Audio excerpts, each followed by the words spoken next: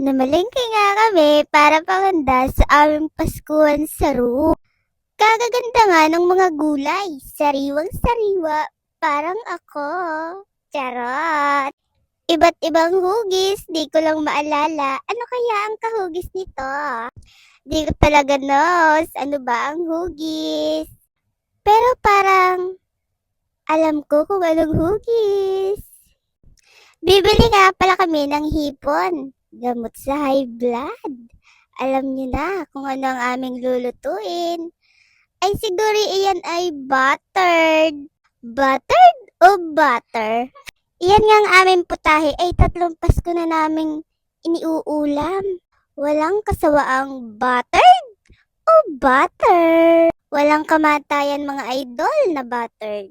Salamat nga pala sa mga meses to be, at si Mrs. Magsino. Tuwing Pasko na lang ay sila ang mga aligaga, mamalengke. Ako ay tamang taga-bitbit lamang, pasensya na nga ni. Kasarap mamalengke, pero mas masarap aring talong na are, borta! Borta o torta? Ari, pasmado ang bunga nga ay kaaga-aga. Pinagkumpara ko nga pala ang aking braso sa pata, ay talaga namang hindi nagkakalayo. Pasimple pa yan. Siyempre, hindi ko pinalagpas ang broccoli. Kuto ka sa akin. Sa likod ng iyong magandang itsura at kulay, may naninirahang kuto. Tiris ka sa akin. Pati gulay, hindi pinalagpas eh. Ayoko na nga pumunta din eh. Nagkakasala ako. Ang daming borta. Bortang ano?